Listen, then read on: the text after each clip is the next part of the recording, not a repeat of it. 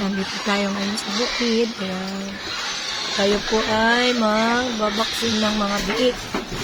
At the same time, magta-try na rin po kami magpilok din ng i-dispose yung ating mga piggy. Ayan mga partner. Tara po, samahan nyo akong mag-vaccine at magbisita sa amin. Bye-bye. Iiyakan na sila. Gutom na at di nakapagpangalian.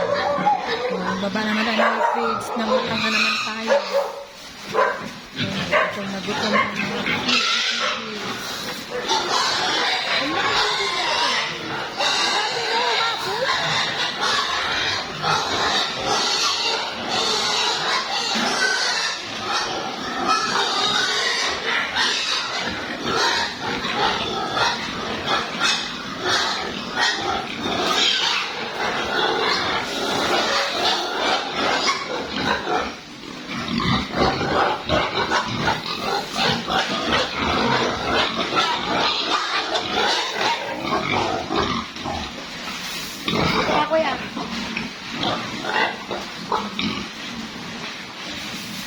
Yun po yung eksena ng aming mga alagang pigi-pigi kapag nabibitin sila sa pagkain, pag yung na-delay yung feeds nila, yung pagkain nila, kapag bawa oras ng pagkain, di mo pa naibigay, talagang magugulo ang mga pigi. Ayan. Sobrang iingay nila hanggat hindi mo maibigay yung pagkain. Hapon po namin dinala yung mga pagkain, so talagang late na yung pagkain nila, kaya talagang ang iingay nila, mga ka-reels. Ayan o. Yan ang eksena ng aming mga baboy kapag hapon at hindi pa naibigay ang pagkain nila ng maaga. Ayan, for the... Biglang lobo to, oh. Biglang lobo. Oh, biglang lobo nila to. Nung binidyo po namin yan, sila po ay mag-1 Hi, mga ka-reels. Ayan, mag-vaccine tayo ng ating mga biik. Ayan, 5 lang sila actually. Matipid mag-anak yung kanilang inahin. Ayan. Baksinan natin, tara na.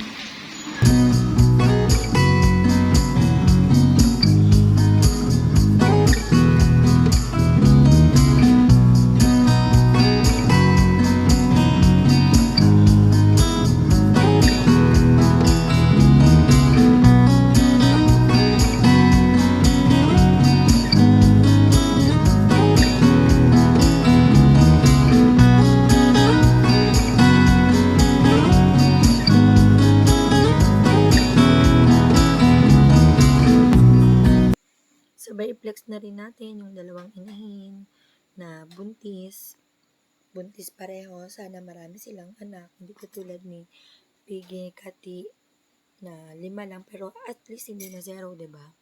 At bisitahin na rin natin yung ating mga ibang baboy pa. Ito, 8 sila yan. Sila lang yung naiwan sa 18. Actually, mag 2 months pa lang sila. Ito yung Piggy ni ate na manganganak din. Kay ate ko yan. Das ito, kapatidong nasa gitna. Matatapang kasi sila. So, hiniwalay siya dahil kawawa siya talaga. At yun namang iba ay nandoon. No? Sana, hoping, sang araw, lahat yan puno na. Lahat yung ating mga kulungan na mapuno. Minsan kailangan talaga mangarap, pero kailangan din sa tayo. Manifesting sang araw. Puno na sila ng maganda. Dapat ipagpatiwag natin ang ito. Salamat po for this video. Salamat sa kanila mo.